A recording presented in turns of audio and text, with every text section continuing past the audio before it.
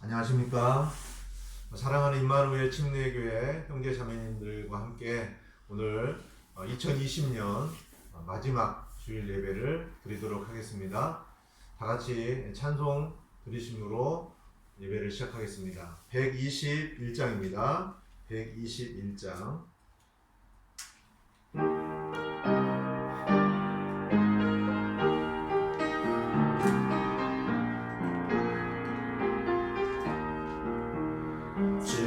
지금까지 지내온 것 주의 크신 은혜라 한이 없는 주의 사랑 어찌 이루 말하랴 자나깨나 주의 손이 항상 살펴주시니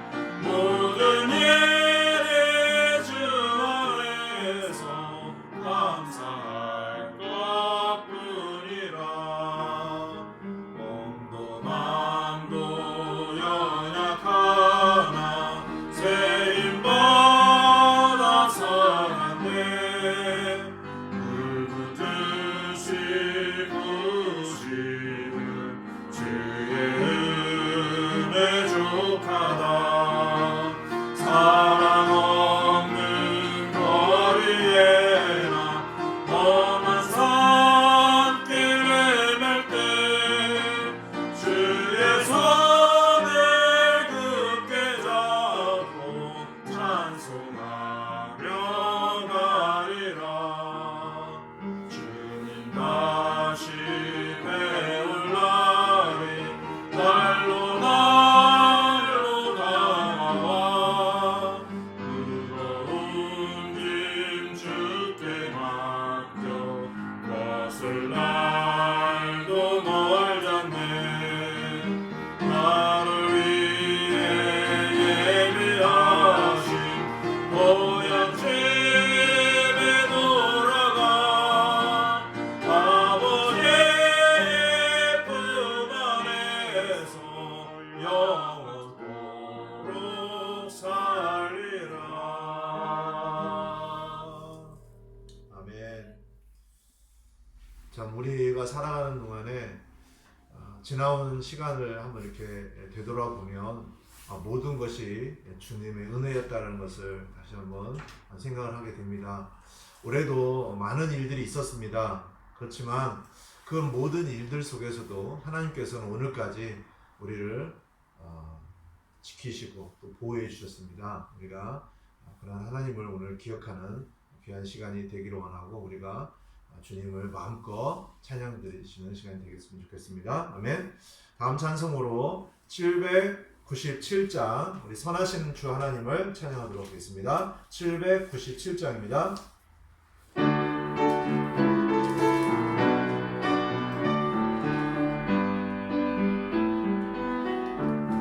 아멘. 선하신 주 하나님 나와 함께 하시네 귀한 피로 구원에 인도하시네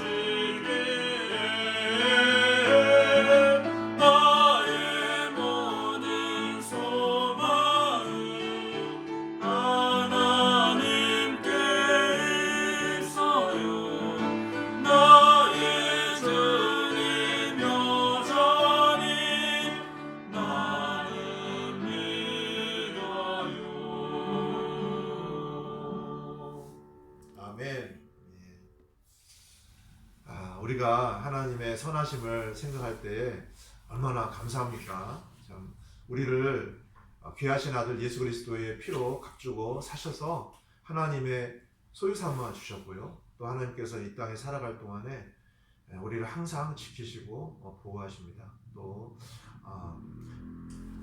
여기 보니까 본향에 가는 게 쉽지 않아도 주님께서는 여전히 선하시기에, 그렇죠.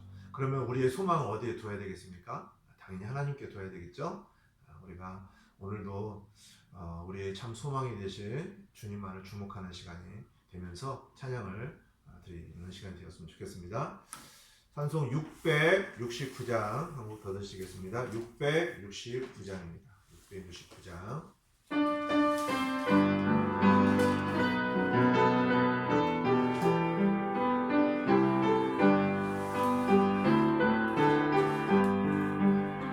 주님과 함께 걷는 기쁨 내 안에 가득 넘치네.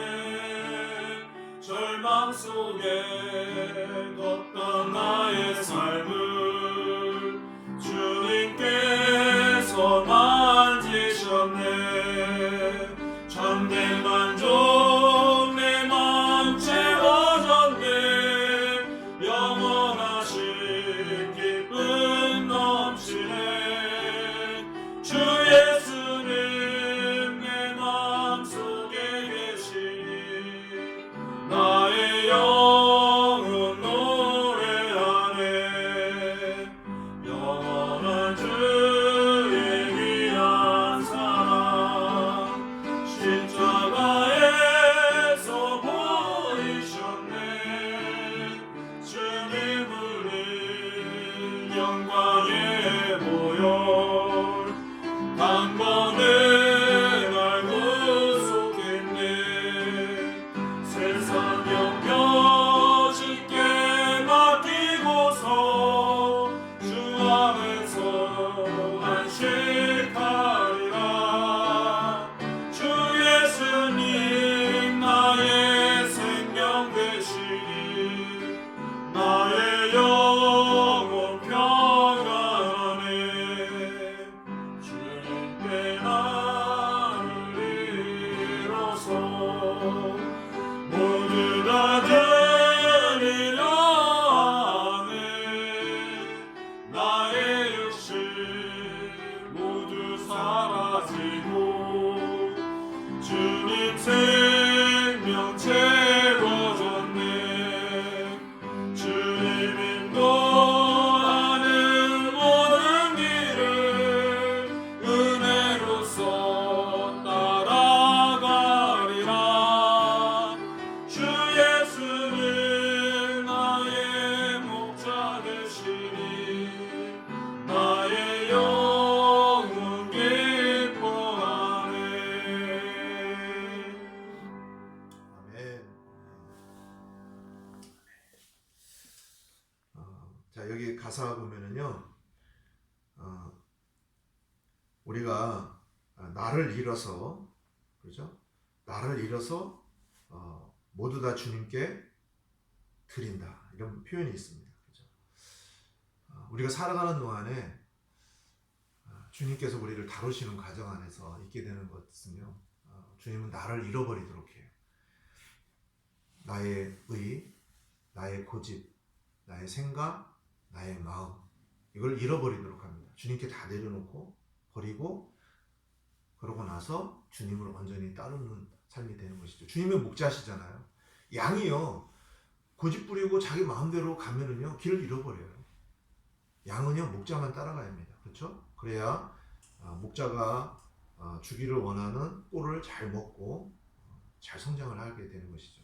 기쁨과 만족을 얻는 것이죠. 그래서 우리가 우리 육신의 원함을 붙드는 것이 아니라 그 모든 것들을 내려놓고 신실하신 주님만을 바라보고 따르기를 원합니다. 아멘. 자, 그러면 하나님의 말씀 살펴보도록 하겠습니다. 하나님의 말씀은 스가랴서 말씀입니다. 스가랴 9장 17절입니다. 스가랴 9장 17절 한 절입니다. 자, 다 같이 들어가겠습니다. 시작. 그분의 선함이 어찌 그리 크시며 그분의 아름다움이 어찌 그리 크신가. 곡식이 청년들을 새 포도즙이 처녀들을 즐겁게 하리로다. 아멘. 자, 여기 말씀해 보니까 선함이 나오고요, 아름다움이 나오죠. 자, 오늘 말씀은 주님의 크신 선함과 아름다움을 찬양하라 라는 주제입니다. 주님의 크신 선함과 아름다움을 찬양하라. 올해 이렇게 2020년 마지막 예배를 드리면서 올 한 해를 우리가 한번 되돌아보면서 주님의 선하심과 아름다우심을 우리가 보고 찬양을 드리는 시간이 되었으면 좋겠습니다. 기도를 드리고 말씀 나누도록 하겠습니다. 살아계셔서 우리의 찬양과 또 영광을 받으시는 하나님 아버지께 이 시간 임마누엘 침례교회 형제 자매님들이 영과 진리로 경배를 드립니다. 하나님께서 2020년 한 해도 저희들과 함께 해주셔서 참으로 감사를 드립니다. 코로나 팬데믹으로 인해서 온 세계가 전염병으로 인해서 많은 어려움을 겪었지만 하나님께서 그 가운데서도 저희들을 지켜주시고 또 보호하시고 함께 해주셨습니다. 이 시간 그 어려움 가운데서도 저희들이 하나님께서 우리에게 선하게 대해주셨고 또 아름답게 대해주신 것을 우리가 기억하며 주님께 감사를 드리고 또 찬양을 드립니다. 하나님께서 이 시간 저희 마음 가운데 주님의 충만하신 생명을 부어주시고 우리가 주님이 주시는 참된 기쁨으로 만족을 누리는 귀한 시간이 될 수 있도록 인도해 주시기를 기도드립니다. 이 시간 하나님의 말씀을 대할 때에 주님의 말씀이 우리 안에 충만히 넘치기를 원하며 주 예수 그리스도의 이름으로 기도드렸습니다. 아멘. 주님의 크신 선함과 아름다움을 찬양하라. 자, 올해는 연초부터 중국에서 시작된 코로나 바이러스로 인해서 전염병이 온 세계로 확산되는 아주 어려운 그런 시간을 지금까지 우리가 지내고 있습니다. 자, 오늘까지 통계를 보니까 우리나라에서 770여 명이 생명을 잃었습니다.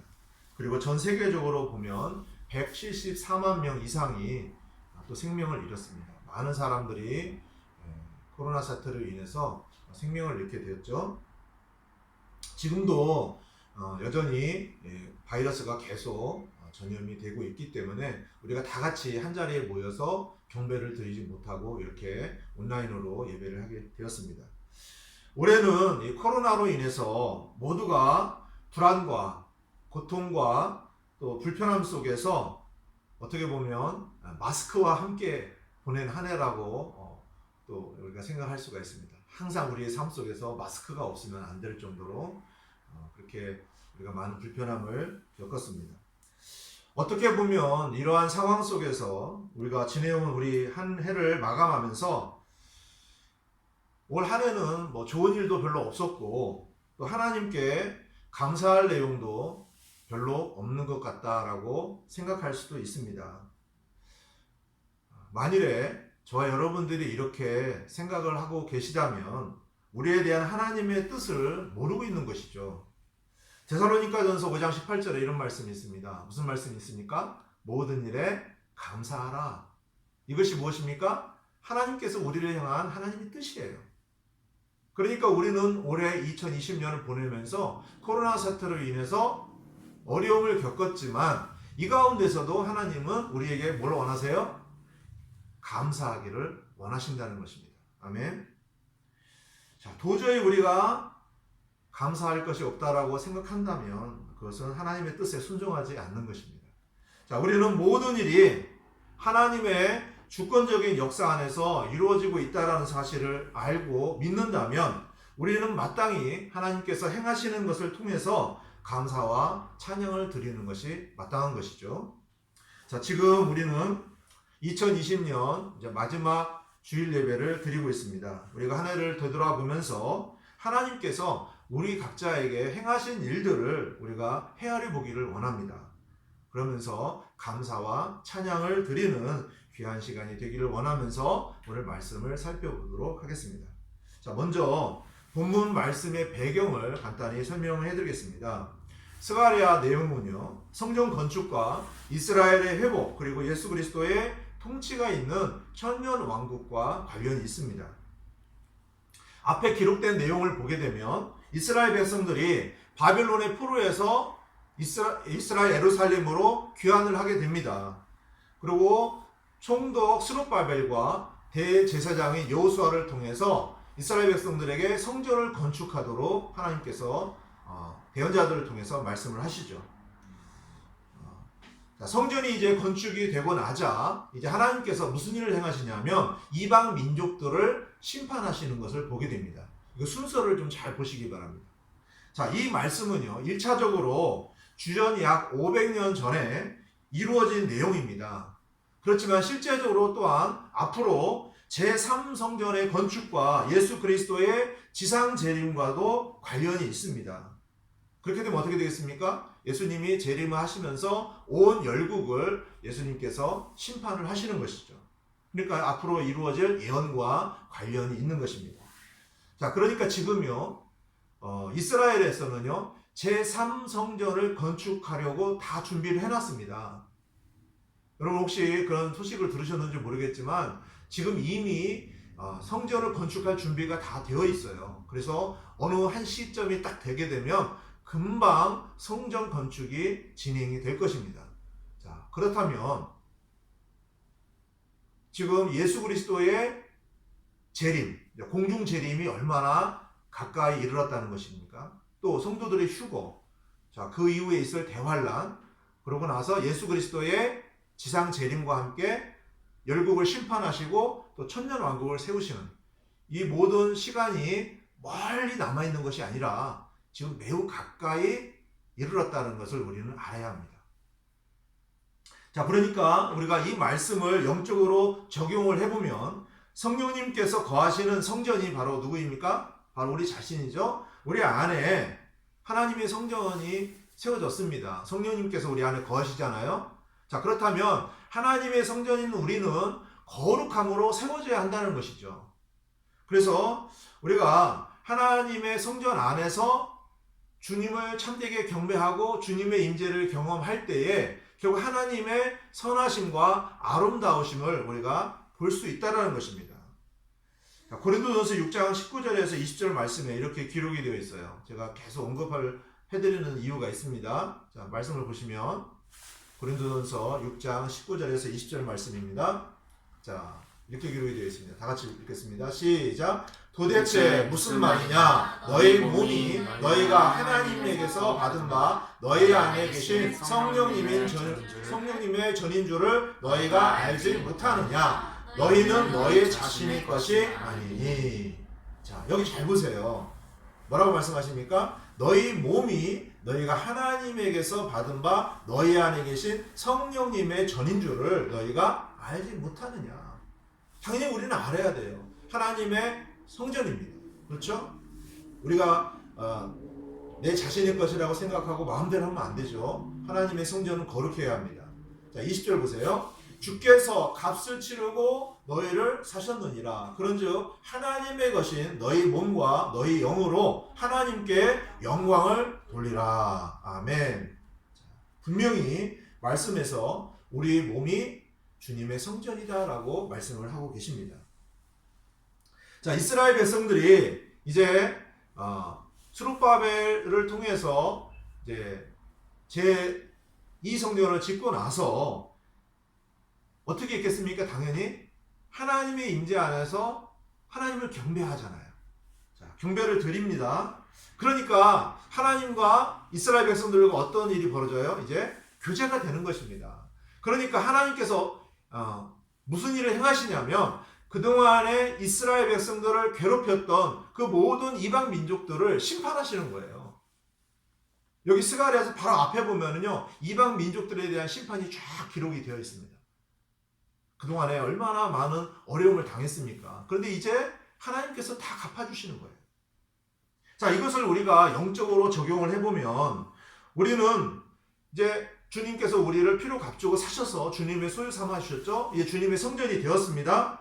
자, 그러면 우리 안에서 주님을 참되게 경배하고 찬양하고, 그렇죠? 그렇게 주님께 우리가 나아가면 당연히 주님과 동행을 하게 됩니다. 주님의 임재 안에서 살아가게 되죠. 그러면 어떤 일이 벌어집니까? 우리를 해하려고 하는 어떠한 방해 세력도 하나님께서 막으세요. 물리치시고 심판을 하십니다. 자, 그것을 이 말씀에서 영적으로 우리가 볼 수 있어야 합니다. 지금 우리가 코로나 사태 지금 겪고 있잖아요. 겉으로는 어때요? 이 문제가 결국 우리를 지금 한 군데에 다 모이지 못하도록 하잖아요. 5명 이상 모이면 또 안 된다라는 또 그런 법으로 인해서 지금 우리가 모이지 못합니다. 자, 이러한 모든 것이 우리를 무너뜨리면 안 돼요. 극복이 되어야 됩니다. 우리는 하나님의 성전으로서 주님을 경배하는 일이 최우선이고요. 가장 귀한 일이잖아요. 자, 그렇다면 내 마음 가운데서 주님을 경배하고 주님의 임재 안에 나가고자 하는 그 마음을 갖고 하나님께 우리가 경배를 드리게 되면 하나님의 영광을 볼 수 있다는 것입니다. 우리는 항상 하나님의 관점을 보려고 해야 합니다. 이 세상에 속한 눈으로 보는 것과 하나님의 관점으로 보는 것은 분명히 차이가 있어요. 여러분 그걸 아시죠? 자, 요한복음 9장에 보면요, 태어날 때부터 눈먼 사람을 고쳐주신 일이 기록이 되어 있어요. 자, 여기서 우리가 주의 깊게 봐야 되는 것은 그 눈먼 사람에 대한 관점이 주님의 관점과 제자들, 다른 사람들의 관점이 서로 달랐다는 거예요. 자, 말씀을 한번 보시면 2절에 보시겠습니다. 요한복음 9장 2절에 보면 그분의 제자들이 그분께 여쭈어 이르되 선생님이여 누가 죄를 지었기에 그가 눈먼 자로 태어났나이까 이 사람이니까 그의 부모이니까 하니. 자, 태어날 때부터 눈먼 사람이 태어났어요. 자, 태어나는 순간 부모의 마음도 많이 아팠겠죠. 자, 그 사람이 지금 자랐습니다. 그런데도 여전히 눈먼 상태로 살아가고 있어요. 그 모습을 본 사람들은 어떻게 생각했을까요? 아마 이렇게 생각했을 것입니다. 이 사람이 무슨 죄를 지었길래, 또 그의 부모가 무슨 죄를 지었길래 이 사람이 이렇게 눈먼 상태로 살아갈까? 이게 바로 뭐예요? 사람의 관점입니다. 지금 사람의 관점으로 보면은 그 모습이 어때요? 선한 모습입니까? 그렇지 않죠. 또 아름다운 모습입니까? 그렇지 않아요. 이게 바로 뭐냐? 사람의 관점이라는 거예요. 우리도 마찬가지일 겁니다. 대부분 사람들이 눈먼 사람을 봤다? 아이고 불쌍하다. 저 사람이 무슨 일을 저질렀길래 저렇게 됐을까? 보통 이렇게 생각합니다. 자, 그러니까 하나님께서 행하신 선한 일로 볼 수 없다라는 겁니다. 이게 바로 사람의 관점의 한계입니다. 아름답게 보지 않는 거예요. 자, 보통 부모가요, 아기를 낳았는데 장애를 갖고 태어난 아기를 낳았다면 아마 부모의 마음도 많이 찢어지겠죠. 내가 무슨 죄를 지었길래 이렇게 자녀가 태어났을까? 아마 좌절에 빠질 것입니다. 보통 그렇게 하나님의 선함과 아름다움으로 받아들이지 않는 것이 보통 사람들의 생각입니다. 자, 그러나 우리 하나님은요, 전지전능하십니다. 믿으시죠? 아멘? 완전하신 하나님이십니다. 하나님께서 행하시는 것은 실수가 있어요, 없어요? 실수가 없으세요. 그러니까 사람의 관점에서는 하나님이 실수하셔서 이렇게 사람을 만들어 놓나 보다 이렇게 생각할 수가 있다는 거죠. 그러나 하나님의 관점에서는 그게 실수가 아니라는 겁니다. 사람의 관점에서는 장애를 갖고 있는 그 모습이라 해도 하나님께서는 크신 선한 손길을 통해서 그를 아름다운 모습으로 창조하셨다는 것을 우리가 알아야 합니다. 사람의 관점하고 하나님의 관점하고 다른 거예요. 여러분 요즘에요, 아름다움의 기준이 뭡니까? 미의 기준. 보통 키가 크고, 그렇죠? 뭔가 좀 팔등신이고, 좀 몸매도 좀 날씬하고, 그런 사람이 아름답다라고 합니다. 키가 좀 작고, 좀 땅땅하고, 그러면요, 아름답다라고 안 합니다. 그게 누구의 기준입니까? 하나님의 기준입니까? 사람의 기준이에요. 또 눈이 크고 쌍꺼풀이 졌으면 눈이 예쁘다라고 보통 얘기합니다. 그러나 눈이 옆으로 이렇게 찢어져 있으면 예쁘지 않다라고 보통 사람들은 생각을 합니다. 그게 누구의 기준입니까? 하나님의 기준입니까? 전혀 아니죠. 사람의 기준입니다. 하나님께서는 키가 큰 사람이든 작은 사람이든 어떤 사람이든 눈이 찢어진 사람이든 쌍꺼풀이 있는 사람이든 하나님께서는 완전하게 선하게 아름답게 창조하셨다는 거예요. 믿으십니까? 그러니까 사람의 관점하고 하나님의 관점하고 다르다는 것입니다. 하나님은요, 사람을 외모로 보지 않으십니다. 믿으시죠? 당연히 성경에도 나오니까. 하나님은 당연히 외모를 안 보십니다. 마음이 중요한 것이죠. 중심이 중요한 것입니다. 자, 그렇기 때문에 주 예수님께서 그 눈먼 소경을 보실 때는 사람들의 관점하고 다르다는 거예요. 자, 어떻게 예수님께서 보셨는지 그 다음 절 3절을 보시겠습니다. 요한복음 9장 3절에 보시니까 예수님께서 대답하시되 이 사람이나 그의 부모나 죄를 짓지 아니하였으며 다만 이것은 그에게서 하나님의 일들을 나타내고자 함이니라. 아멘. 보세요. 예수님의 관점과 사람들의 관점이 달라요. 사람들의 관점은 뭐였습니까? 이 사람이 무슨 죄를 지었길래, 또 그의 부모가 무슨 죄를 지었길래 이 사람이 이렇게 태어났을까? 그러나 하나님의 관점은 뭐예요? 여기 분명히 말씀하십니다. 이것은 그에게서 하나님의 일들을 나타내고자 함이니라. 자, 그렇다면 하나님께서 태어날 때부터 눈먼 상태로 태어나게 하신 것이 누구의 일입니까? 하나님의 일이라는 거예요. 그럼 하나님 눈으로 보면은 그게 당연히 선하고 아름답다라는 겁니다. 그러니까 사람의 눈으로 보면 선하고 아름답지 않지만 하나님의 관점에서는 선하고 아름답다라는 거예요. 믿으십니까? 바로 이게 하나님의 관점이에요. 분명히 예수님은 그 눈먼 사람에게서 하나님의 일들을 나타내고자 함이니라. 자, 하나님의 일들이 무엇입니까? 오늘 말씀의 제목처럼 하나님의 일들은 결국 하나님 안에 있는 선함과 아름다움을 나타내 보여주시는 것이에요. 자, 그러니까 이와 같이 우리의 관점에서는 그 태어날 때부터 눈먼 상태로 태어난 사람이 하나님으로부터 저주를 받았다라고 생각을 하지만 하나님께서는 이 일을 통해서 하나님의 선하신 일을 나타내고자 하신다는 거예요. 그러면 우리가 살아가면서 겪게 되는 모든 일들도 이와 같다라는 것을 우리가 알아야 합니다. 우리 사람의 관점에서는 태어날 때부터 장애인으로 태어났다는 것이 얼마나 가슴 아프고 슬픈 일입니까?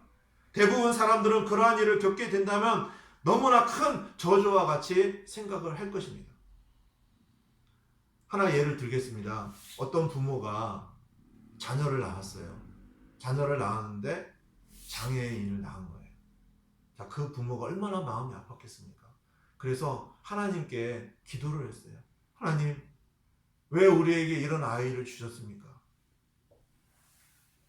왜 이런 아이를 우리에게 주셨습니까? 얼마나 하나님 앞에 부르짖었겠습니까? 하나님을 원망했겠죠. 근데 기도를 하는데 하나님께서 뭐라고 대답을 해주신 줄 아십니까? 내가 이 아이를 누구에게 맡길까를 찾다가 너희들이 적합한 사람이라고 생각이 되어서 너희들에게 맡기기로 했단다.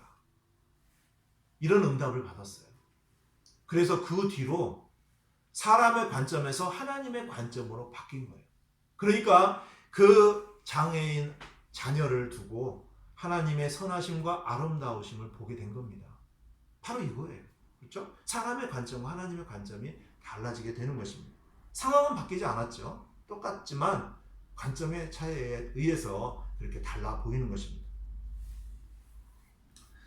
지금 우리가 겪고 있는 이 코로나 사태도 저는 마찬가지라고 봅니다. 그러니까 하나님의 관점은 이러한 상황 속에서도 우리가 더욱더 하나님을 신뢰하도록, 그렇죠? 하나님을 더 신뢰한다는 게 뭡니까? 하나님을 더 의지하고 하나님을 더 믿도록 함으로써 결국 하나님의 선하심과 아름다우심을 보기를 원하는 거예요. 그것으로 인해서 우리가 하나님께 영광을 돌려드리기를 원하시는 것입니다. 아멘. 그러니까 우리의 관점에서는, 우리 육신의 관점에서는 코로나가 우리를 힘들게 하고 우울하게 하고 얼마나 많은 사람들이 이걸로 인해서 지금 정신적으로 고통을 당하는지 모릅니다. 이게 바로 뭐냐? 사탄의 속임수예요. 사람을 병들게 하는 것입니다. 사탄이 다 그렇게 하는 거예요. 자, 우리는 이 모든 일 안에서 하나님의 일들을 나타내시는데 그 일들이 결국 우리로 하여금 하나님을 더 얻도록 한다는 거예요. 자, 그러니까 지금 1년 동안 코로나 사태로 인해서 과연 저와 여러분들이 하나님을 더 얻었는가? 하나님께 더 가까이 다가섰는가? 더 영적으로 성장했는가? 한번 점검해 보시기를 바랍니다. 그래서 우리가 주님과 함께 교제 가운데서 주님의 풍성한 생명을 우리가 얻어서 누리도록 하는 것이 바로 이것이 하나님의 뜻이라는 것이죠.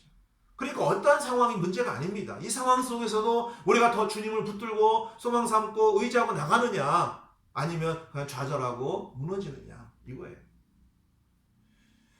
우리는요, 우리 자신의 관점을 버려야 합니다. 하나님의 관점에서 보려고 해야 돼요.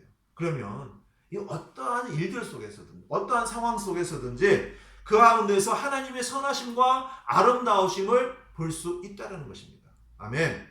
자, 그러면 우리는 어떻게 하겠습니까? 당연히 하나님의 선하심과 아름다우심을 보고 와, 하나님께서 하시는구나 이렇게 하면서 하나님께 찬양을 돌려드리게 되는 것이죠. 할렐루야!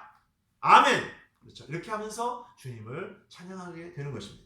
그래서 본문 말씀과 같이 하나님의 선함과 아름다움을 찬양하게 된다는 것입니다. 지금 이스라엘 백성들이요, 그동안 성전이 없었잖아요. 이제 성전이 건축이 됐습니다. 그러고 나서 하나님의 임재 가운데 있고 하나님을 찬양하니까 어떤 일이 벌어졌어요? 하나님께서 이방 민족들을 다 심판하시고 그동안 괴롭혔던 것들을 다 무너뜨립니다. 그러자 이스라엘 백성들이 이제 뭐합니까? 하나님을 찬양하게 되는 거예요. 아멘. 자, 다시 본문 말씀을 읽도록 하겠습니다. 자, 본문 말씀 다시 한번 보겠습니다. 스가랴 9장 17절. 그분의 선함이 어찌 그리 크시며 그분의 아름다움이 어찌 그리 크신가. 곡식이 천년들을 새 포도즙이 처녀들을 즐겁게 하리로다. 아멘. 자, 이 말씀은요, 예수 그리스도의 통치 안에 있는 백성들이 주님의 크신 선함과 아름다움을 보고 찬양하는 내용입니다. 자, 그런데 이 말씀이 문자적으로 바로 이스라엘 백성들에게만 해당되는 것이 아니라 하나님의 왕국 안에서 사는 바로 우리 모두에게도 적용이 된다는 것이죠. 아멘. 자, 여기 뒤에 보니까요, 곡식이 청년들을 새 포도즙이 처녀들을 즐겁게 하리로다. 자, 이것은 어떤 표현입니까? 아주 대만족을 누리는 거예요. 그죠? 얼마나 기쁩니까? 자, 곡식과 새 포도즙은 뭐예요? 소산의 열매입니다. 풍성한 열매잖아요. 물론 우리는요, 열심히 일을 해야 합니다. 그렇죠? 열심히 일을 안 하면 어떻게 우리가 열매를 거둡니까? 그런데 중요한 것은 뭐예요? 그 열매를 우리가 거둡니까? 아니죠. 주님께서 주셔야 거두는 거예요. 우리가 스스로 열매를 맺을 수가 없습니다. 주님께서 그 열매를 맺게 하시는 거죠. 농부들도 마찬가지입니다. 농부들이 물론 열심히 일하고 거름도 주고 뭐 물도 주고 하지만 그 열매를 직접 만들어냅니까? 아니죠. 하나님께서 그 열매를 맺게 하시는 것입니다. 똑같아요. 우리도 열심히 해야 합니다. 그렇지만 결과적으로 열매는 하나님께서 주신다는 것이에요. 자, 이 말씀은요, 하나님의 통치를 받아서 살아가는 우리의 삶 속에서 주님께서 성령님의 권능을 통해서 행하시는 일들을 나타내 보여주는 거예요. 성령님께서 뭘 하십니까? 풍성한 열매를 맺도록 하시잖아요. 그래서 그걸로 인해서 우리가 참된 기쁨과 만족을 누릴 수 있다는 것이죠. 아멘. 제가 가끔 드리는 말씀인데 어떤 일이든지 하는 일이 있고 되는 일이 있어요.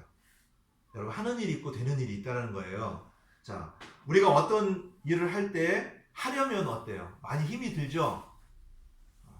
하지만 하나님께서 하시면 어떤 일이 생깁니까? 너무 쉬워요. 그냥 일이 됩니다. 그죠?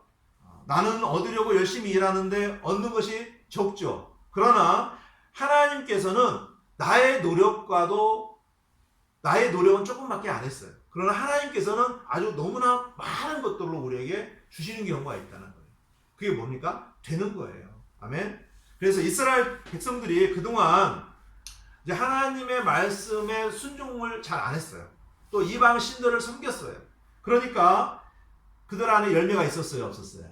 당연히 열매가 없었죠. 그러니까 이방 민족들에 의해서 큰 핍박과 고난을 겪게 된 것입니다. 자, 그러나 이제 그들에게 성전이 건축이 되고 하나님께 경배를 드리니까 그들의 영적으로 회복이 됩니다. 그 회복이 되니까 그들 안에서 하나님이 일하시는 것을 볼 수 있다라는 거예요. 우리도 마찬가지입니다. 우리도 여러분 성령님으로 충만해야 합니다. 성령님으로 충만해서 우리가 주님과 늘 생명의 교제 안에 있게 되면 성령님의 열매가 나타나잖아요. 그럼 우리가 얼마나 기쁘고 만족합니까? 이것이 바로 하나님께서 행하심으로 되도록 하신다는 거예요. 아멘.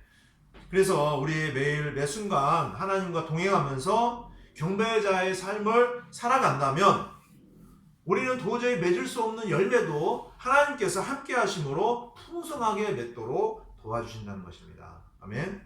자, 그러면 우리는 뭐예요, 이제? 하나님의 선하심과 아름다움을 보고 찬양을 드리게 되는 거예요. 아멘. 자, 우리는요, 성령님의 전입니다. 아멘. 그렇기 때문에 반드시 우리는 우리 안에서 일하시는 성령님의 열매를 봐야 합니다. 만약에 우리가 성령님의 열매를 보지 못한다면 그 성령 충만한 게 아니에요. 그죠? 우리 육신으로 아무것도 할 수가 없습니다. 그래서 우리가 하나님을 찬양을 드려야 참된 만족과 기쁨이 있다는 것이죠. 자, 그러면 먼저 주님 안에 있는 크신 선함에 대해서 생각을 해보도록 하겠습니다. 선함에 대한 부분입니다. 영어로는 good이 있습니다. 자, 선함은 성령님의 열매예요. 여러분 아시죠? 갈라디아서 5장 22절에 보면 그러나 성령의 열매는 사랑과 기쁨과 화평과 오래 참음과 부드러움과 선함과 믿음과 이렇게 나오죠. 많은 사람들이 이 선함의 열매를 자기가 맺는다라고 생각을 해요. 내가 선한 일을 열심히 하면 이 선함의 열매가 맺을 것이다라고 생각합니다. 전혀 그렇지 않습니다. 이 선함은요, 성령님의 열매입니다. 하나님의 속성에서, 하나님의 생명에서 나오는 열매죠. 자, 우리 스스로 힘과 노력으로 아무리 선한 일을 한다라고 해도 그것이 선한 것이 아닙니다. 그 안에는 뭐가 있어요? 내 자신의 뜻이 있는 거예요. 이기적인 생각이 있습니다. 마음이 있습니다. 그러니까 당연히 선한 것이 아니죠. 우리가요, 내가 선한 일을 해놓고 나면 뭐가 생기는 줄 아십니까? 내 의가 생겨요. 내가 잘했다. 하나님께 영광을 돌리는 게 아니라 내가 잘한 거예요. 이게 바로 내가 한 겁니다. 육신으로 한 겁니다. 당연히 만족과 기쁨이 없겠죠. 자, 그러나 하나님께서 하시는 일은 다르다는 거예요. 그러니까 우리가 온전히 하나님을 신뢰할 때에, 그분을 믿고 의지할 때에 하나님의 생명 안에 있는 크신 선함이 우리 안에서 성령님을 통해서 열매로 나타나게 되는 거예요. 그 열매가 바로 선함이라는 열매입니다. 아멘. 자, 그래서 에베소서 9장에 이렇게 말씀을 하시죠. 에베소서 5장 9절. 에베소서 5장 9절에 이렇게 말씀하십니다. 다 같이 읽도록 하겠습니다. 시작. 성령의 열매는 모든 선함과 의와 진리 안에 있느니라. 아멘. 성령님의 열매가 어디에 있다고요? 모든 선함과 의와 진리 안에 있다라는 거예요. 자, 여기서요, 우리가 알아야 됩니다. 바로 선함과 의와 진리는 사람 안에는 없어요. 이것은 하나님입니다. 그죠? 하나님 안에서 이 성령님의 열매가 나온다는 것을 분명히 알려주고 계시는 것입니다. 그러니까 우리는요, 간혹 잘못 생각해요. 내 안에서 나온 어떤 선함을 우리는 붙들려고 합니다. 내가 선한 일을 했어. 사람 앞에 인정을 받으려고 하는 것도 있죠. 자신의 의와 생각과 마음을 따라가는 것입니다. 이 모든 것은 진리가 아니라 뭐예요? 이 세상의 원리를 따르는 것입니다. 인본주의를 따르는 것이죠. 하나님의 진리의 말씀에서 벗어난 것, 이 모든 것은 다 사탄의 속임수죠. 그렇죠? 그 사탄의 속임수에 넘어가서 육신을 따른 결과가 무엇입니까? 하나님을 대적하는 육신의 열매예요. 그게 바로 사망입니다. 그러나 우리가 갖고 있는 자기 자신의 의와 뜻을 내려놔야 돼요. 그러고 나서 진리의 말씀만 붙들고 하나님의 의와 진리 안에서 행하게 되면 당연히 성령님의 열매가 맺혀지게 된다는 것이죠. 아멘. 다윗의 일생을 우리가 한번 보면은요, 참 많은 교훈이 있습니다. 다윗은 어려서부터요 하나님의 다루심을 많이 받았잖아요. 그런데 그 이유가 있습니다. 바로 다윗이 앞으로 왕이 될 텐데 하나님께서는 그냥 왕으로 세우는 것이 아니라 다윗을 아주 혹독한 환경 안에서 다윗을 다루십니다. 자, 그때 이제 다윗이 많은 이제 주님과의 관계를 갖게 되는데요. 모든 일을 행할 때에 주님께 여쭙고 이렇게 행하게 됩니다. 다윗은요, 예수님께서도 이 다윗의 보좌를 이으셔서 왕으로 오시잖아요. 다윗은 예수 그리스도의 모형입니다. 시편에 보면은요, 예수님과 관련된 많은 구절들이 있잖아요. 그게 바로 뭐냐면 다윗이 예수님이 모형이기 때문에 그래요. 시편 23편에 이렇게 기록이 되어 있어요. 주님의 선하심을 찬양하는 부분인데요. 시편 23편 6절에 보면, 시편 23편은 너무나 유명하죠. 그죠? 근데 그 구절 중에 내 평생의 선하심과 긍휼이 정녕 나를 따르리니 내가 주의 집에 영원히 거하리로다. 아멘.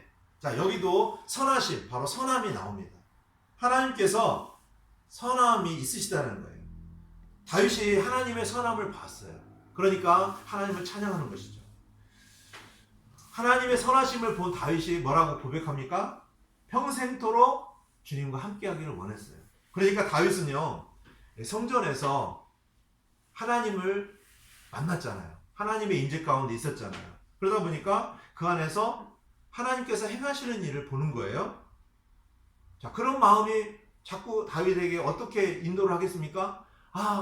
하나님의 임재 안에서 하나님과 동행하니까 너무 좋구나. 내가 하나님의 전에 영원히 거해야 되겠구나. 하나님의 집에서 내가 평생토록 살아야 되겠구나. 그런 마음이 당연히 생기겠죠. 그래서 이 시편 23편을 기록을 한 것입니다. 자, 모든 일에는 원리가 있습니다. 그러니까 우리도 성령님께서 우리 안에서 선한 열매를 거두시는 것을 우리가 본다면 우리가 어떻게 하겠습니까? 매 순간 하나님께 나아가겠죠. 하나님을 경배할 것입니다. 그죠? 우리가 선하신 하나님께서 우리 안에서 일하심으로 선한 열매를 맺으시도록 하려면 우리는 당연히 먼저 하나님께 나아가 경배자의 삶을 살아야 합니다. 먼저 하나님께 우리가 엎드려야 돼요. 하나님의 임재 안에 있어야 합니다. 저도요, 요즘에 많이 그런 것들 이제 고치려고 하는데 좀 바쁘고 그러다 보면은 먼저 하나님 앞에 여쭙기보다는 내가 먼저 나가려고 하는 경우가 많아요. 성질이 되게 급해지죠. 근데 먼저 하나님 앞에 엎드리고 머물러서 교제하는 훈련을 해야 합니다. 주님께 여쭙고 주님으로부터 응답을 받아서 움직이는 법을 배워야 한다는 것이죠. 자, 그 다음에 하나님께서 원하시는 대로 성령님을 따라 행하게 된다면 당연히 하나님의 선하심과 아름다움을 보게 된다는 것입니다. 아멘. 자, 앞에서 우리가 하는 일이 있고 되는 일이 있다라고 말씀을 드렸는데 하나님의 도우심이 분명히 있다는 것입니다. 돈도 마찬가지예요. 돈도요, 내가 열심히 뭔가를 해서 버는 것이 있지만 또 하나님의 도우심으로 돈이 벌리는 게 있어요. 어떤 게 좋습니까? 내가 열심히 일했는데 돈이 별로 없으면 얼마나 속상해요. 그런데 별로 내가 열심히 한 것 같지도 않은데 하나님께서 도와주시면 돈이 그냥 벌리는 거잖아요. 그죠? 자, 시편 143편에는요, 다윗이 이런 경험을 해요. 자기 자신이 하는 것이 아니라 자기는 하나님을 신뢰했어요. 하나님을 의지하고 하나님을 믿고 맡겼는데, 그러니까 하나님께서 어떤 일을 행하시냐면 백성들을 하나님이 움직이셔요. 그래서 백성들이 다윗의 통치에 그냥 복종하는 것을 다윗이 경험을 한 겁니다. 자, 시편 144편 1절하고 2절 보시면 이렇게 기록이 되어 있어요. 나의 힘이 되신 주를 찬송할지어다. 그분께서 내 손을 가르쳐 전쟁하게 하시며 내 손가락을 가르쳐 싸우게 하시는도다. 이거 잘 보세요. 표현이 아주 재밌어요. 내 손가락을 가르쳐. 자, 보세요. 사람이요, 막 이렇게 손가락을 가르치고 손을 가르치는 게 아니라 내가 막 의지대로 하는 게 아니라 하나님께서 내 손과 내 손가락을 가르쳐요. 이게 무슨 의미예요? 움직이시는 거예요. 하나님이 움직이시는 거예요. 하나님이 움직이시는 거하고 내가 하는 거하고 다르잖아요. 그러니까 하나님께서 막 움직이시니까 하나님이 싸우시는 거잖아요. 자, 어떤 일이 벌어집니까? 자, 2절을 보세요. 2절. 그분은 나의 선함이시요. 아멘. 나의 요새시요. 나의 높은 망대시요. 나의 구출자시요. 나의 방패시니 내가 그분을 신뢰함으로 그분께서 내 백성을 내 밑에서 복종하게 하시는도다. 아멘. 주님께서 다 하신다는 거예요. 주님께서 백성들을 움직이신다는 거예요. 아멘. 그러니까 내가 하는 게 있고요. 하나님께서 하시는 게 있다는 거예요. 다윗이 과거에는요, 자기가 잘 다스리면 백성들이 복종하게 될 것이라고 생각을 했겠죠.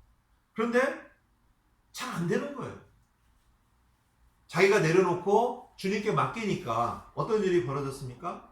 하나님께서 백성들을 움직이셔서 결국은 백성들이 다윗에게 복종하도록 이렇게 주님께서 하셨다는 것입니다. 아멘. 자, 그 모습을 다윗이 본 거예요. 얼마나 하나님을 찬양하겠습니까? 그죠? 우리 부모들도 마찬가지예요. 우리 부모들은 사실 자녀들에게 순종을 원하잖아요. 그런데 어때요? 자녀들이 잘 순종을 하지 않으면 속상해요. 그렇죠? 그래서 부모와 자녀 간에 갈등이 생깁니다. 자, 이러한 때에 이러한 말씀이 우리에게 적용이 되는 거예요. 부모가 자녀에게 순종을 요구하기 전에 먼저 하나님을 온전히 신뢰하게 되면 어떤 일이 벌어진다고요? 자녀들이 자동적으로 순종하게 된다는 겁니다. 믿으시길 바랍니다. 아멘. 그래서 자녀들이 복을 누리게 되는 겁니다.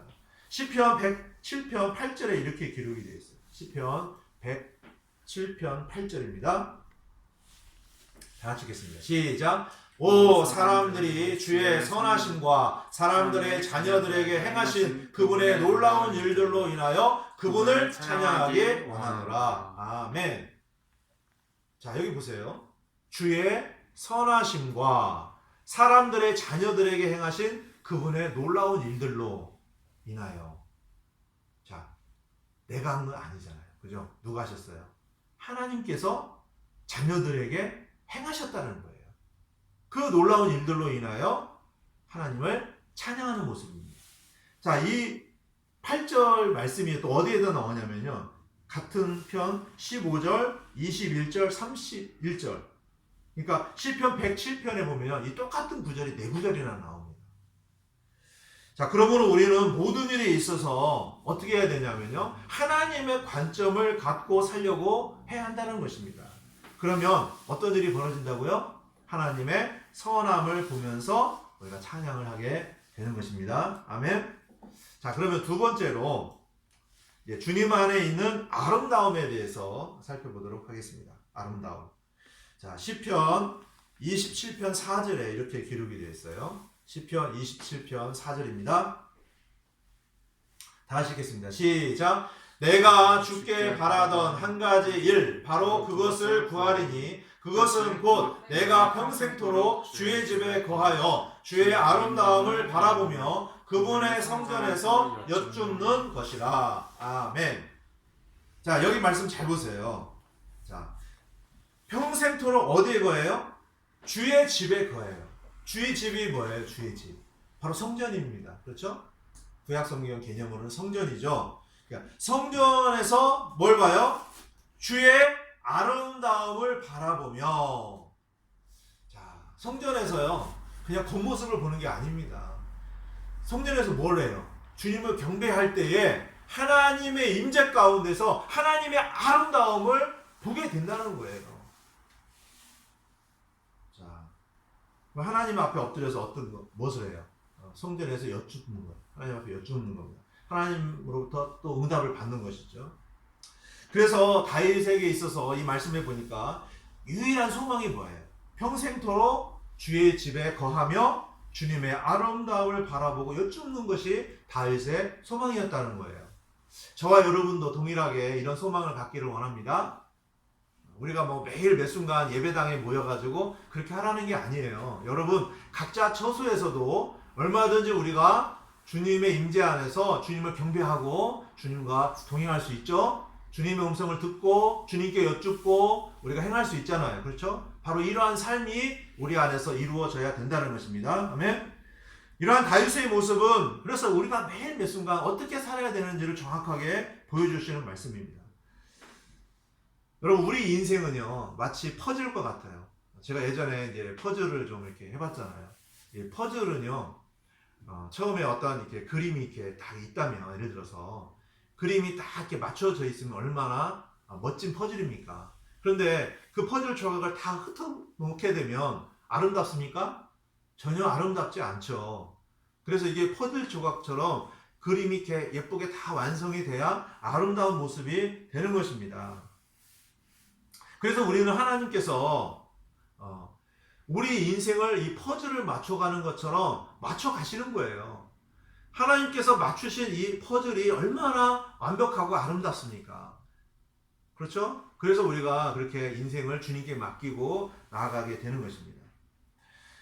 모든 일을 하나님께서 행하시면 아름답습니다. 그렇죠? 그러나 사람이 하면 아름답지가 않아요. 모세가요 시편을 기록한 부분이 있는데 90편 17절에 보시면 90편 17절에 이렇게 기록이 되어 있어요. 주 우리 하나님의 아름다움이 우리 위에 임하게 하시오며 우리의 손이 행한 일을 주께서 우리 위에 굳게 세우소서. 참으로 우리 손이 행한 일을 그 일을 주께서 굳게 세우소서. 아멘. 자, 모세는요 여기서 하나님의 아름다움을 말하고 있어요. 하나님의 아름다움이 어떻게 해요? 자, 지금 모세를 비롯한 모든 이스라엘 백성이 위에 임하는 것입니다. 그럴 때에 하나님께서 얼마나 놀라운 역사가 일어났겠습니까? 그럴 때에 그 행한 일을 통해서 우리 위에 굳게 세우기를 원하는 그런 기도를 하고 있는 것입니다. 그렇습니다. 우리의 모든 삶 속에서 하나님의 크신 아름다움을 하나님께서 나타내어 보이시기를 원하시는 것이죠. 아멘. 하나님께서는 그렇게 영광을 얻으시는 것입니다. 그러기 위해서 우리가 어떻게 해야 합니까? 우리 성전이잖아요. 우리 성전이 거룩하게 잘 건축이 되어야 합니다. 아멘. 그래서 매일 매순간 하나님의 임재 안에서 주님과 동행을 한다면 크신 아름다움으로 일하시는 하나님께서 여기 지금 모세가 기록한 대로 우리 손이 행한 일을 주께서 우리 위에 굳게 세우소서. 이게 무슨 의미입니까? 여러분 우리가 무슨 일을 할 때 주님의 능력으로 그 일을 했을 때 그 일이 잘 되어서 남으면 얼마나 좋아요. 그런데 뭔가 열심히 일한 것 같던데 남는 게 아무것도 없다라는 거예요. 왜? 그게 다 흩어져 버리는 거예요. 없어져 버립니다. 이것은 하나님께서 주신 복이 아니잖아요. 그렇죠? 우리가 하나님의 아름다움을 보는 것은 우리가 행한 일 모든 것이 결국 남아야 됩니다. 하나님께서 하신 거로 그게 남게 되었을 때 정말 이건 하나님께서 하신 거구나. 이렇게 우리가 하나님께 감사와 영광을 돌려드리게 된다는 것입니다. 아멘. 그래서 우리가 하나님의 크신 선함과 아름다움을 우리 삶 속에서 봐야 하는 것입니다. 자, 말씀을 맺겠습니다. 오늘 나눈 말씀은 주님의 크신 선함과 아름다움을 우리가 보고 찬양하자라는 것이죠. 이스라엘 백성들이 수많은 핍박과 고난을 견디면서 하나님의 집인 성전을 건축하고 그 안에서 주님을 경배할 때에 그들은 주님의 임재를 경험했습니다. 그때 하나님의 크신 선함과 아름다움을 보게 된 것이죠. 그래서 주님을 찬양한 것입니다. 이렇게 이스라엘 백성들이 회복이 되었을 때 그들은 얼마나 기쁘고 즐거웠겠습니까? 곡식이 청년들을 즐겁게 하고 또 포도즙이 또 처녀들을 즐겁게 한 것처럼 얼마나 그 모든 백성들이 기뻐 즐거워했겠습니까? 그렇죠? 그러니까 찬양을 하게 된 것입니다. 우리 사람의 눈으로 보면 올 한 해는 코로나 팬데믹으로 인해서 너무나 힘들고 감사할 만한 한 해가 아니었다라고 보여지기도 합니다. 그러나 하나님의 관점에서 보면 올 한 해는 그렇기 때문에 우리가 더욱더 하나님을 신뢰하고 하나님을 더욱더 간절히 찾고 만났다면 이것이 얼마나 우리에게는 감사한 일입니까? 아멘. 자, 우리는 어떤 환경에서든지 더 주님을 얻는 기회가 되어야 합니다. 여러분 혹시 건강으로 인하여 어려움을 당하는 분이 계시죠? 마찬가지입니다. 그 어려움 속에서도 우리는 더 주님께 다가서야 한다는 것이죠. 아직도 우리는 코로나 사태를 겪으면서 금년을 마무리하고 새해를 맞이해야 합니다. 언제 이 사태가 종식될지 우리는 알지 못하죠. 그러나 분명한 것은 하나님께서 이 모든 일들을 행하심으로 크신 선함과 아름다움을 나타내 보여주시기를 원하시고요. 또 우리로 하여금 찬양을 받기를 원하신다는 것입니다. 그러므로 저와 여러분 모두가 우리의 외적인 상황과는 아무런 상관없이 하나님께서 그분의 거룩한 성전인 바로 우리 안에서 성령님을 통해서 일하심으로 우리로 하여금 그분의 크신 선함과 아름다움을 보도록 하시며 또 찬양과 영광을 받으시는 분이심을 믿으시기를 바랍니다. 내년에는 우리 안에서 더 크신 선함과 아름다움으로 일하실 하나님을 기대합니다. 말씀을 마치도록 하겠습니다. 우리 다 같이 하나님께 감사와 찬양을 올려드리겠습니다. 아멘. 할렐루야.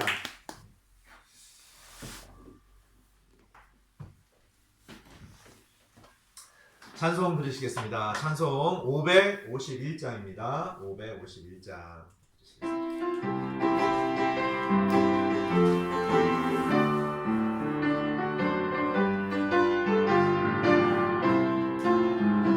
나를 구속하신 주와 동행하는 이 영광 내 영혼의 기쁨이로다. 나의 발길 가는 곳에 주가 함께 하시니 나의 평생 영광이로다. 주와 동행하는 이 영광, 주와 동행하는 이 영광, 깊은 골짜기에서 나 험한 산길에서도 주는 나의 영광 되도다. 어두운 그늘 가운데도 주가 동행하시니 주를 믿고 의지합니다. 밝은 하늘 밑에서도 주가 동행하시니 나의 평생 영광이로다. 주와 동행하는 이 영광, 주와 동행하는 이 영광, 깊은 골짜기에서나 험한 산길에서도 주는 나의 영광 되도다. 주와 함께 천국 길을 동행하는 이 영광, 다시 주를 떠나 없겠네. 슬픈 고통 없는 곳에 주와 함께 사는 것 영원토록 영광이로다. 주와 동행하는 이 영광, 주와 동행하는 이 영광, 깊은 골짜기에서나 험한 산길에서도 주는 나의 영광 되도다. 아멘. 예. 감사합니다. 참 우리가 이렇게 어려운 환경이지만 올 한 해를 참 이렇게 감사함으로 마무리할 수 있도록 해주신 것에 대해서 참으로 감사를 드립니다. 참 예년 같으면 우리가 한 해를 보낼 때 다 같이 모여서 찬양의 밤도 하고 우리 성도님들 같이 음식도 나누면서 친교를 나누는데 올해는 또 이렇게 우리 여건이 그렇게 되지 못했습니다. 그렇다 할지라도 여러분들이 다 같이 주님과 교제 안에서 머물기를 원하고 올해 한 해를 잘 마무리하면서 또 새해를 맞이할 수 있으면 좋겠습니다. 새해는 우리의 소망이신 우리 주 예수 그리스도께서 다시 오실 또 한 해가 될 수도 있습니다. 그렇죠? 우리가 또 빨리 다 같이 모여서 경배 드릴 그날을 소망하며 오늘 예배를 마무리하도록 하겠습니다. 기도드리도록 하겠습니다. 하나님 아버지, 하나님께서 저희들을 사랑해 주시고 또 함께해 주셔서 2020년 한 해를 주님의 은혜 안에서 잘 보낼 수 있도록 해주셔서 참으로 감사를 드립니다.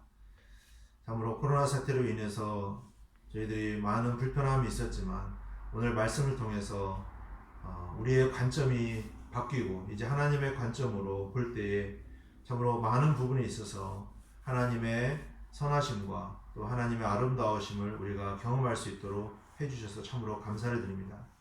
하나님의 성전인 우리가 잘 건축이 되고 또 우리 모든 성도님들이 성령님 안에서 또 주님과 한 몸 안에서 같이 연합할 때에 정말 하나님께서 이 땅에 세우기를 원하시는 또 아름다운 교회로 세워질 수 있도록 주님이 우리와 함께 해주시기를 간절히 기도드립니다. 하나님 아버지, 우리 형제 자매님들 한 해를 보내면서 또한 새해를 맞이할 때 참으로 주님께서 우리 가운데서 행하실 또 일들을 기대합니다. 주님, 새해에는 더욱더 우리가 주님과 함께 동행하도록 인도해 주시고 오직 주 예수님만을 붙들고 살아가는 귀한 저희 자매님들이 형제님들이 다 될 수 있도록 인도해 주시기를 간절히 기도드립니다. 하나님 아버지, 건강으로 인하여 어려움을 당하는 지체분들이 있습니다. 김명순 자매님을 주님께서 붙들어 주셔서 골절된 뼈가 잘 아물고 빨리 회복이 될 수 있도록 인도해 주시기를 기도드립니다. 김동훈 형제님도 수술받은 눈이 아직 시력이 회복되지 않고 있는데 주님께서 손을 얹어 주셔서 빨리 회복이 돼서 주님의 말씀을 잘 읽고 또 주님께 나아갈 수 있도록 인도해 주시기를 기도드립니다. 김미 자매님도 수술 받으신 이후로 회복이 잘 되고 이제 생활하시는데 어려움 없도록 주님이 도와주시기를 기도드립니다. 많은 분들이 건강으로 인하여 어려움을 겪지만 그 가운데서도 더 주님을 붙들고 나아갈 수 있도록 주님께서 강하게 해주시기를 간절히 기도드립니다. 하나님 아버지, 우리 임마누엘 침례교회 성도님들 다시 만날 때까지 주님께서 함께 해주시고 모두가 다 건강할 수 있도록 인도해 주시기를 기도드립니다. 오늘 함께 해주신 주님께 감사를 드리며 주 예수 그리스도의 이름으로 기도드렸습니다. 아멘. 아멘.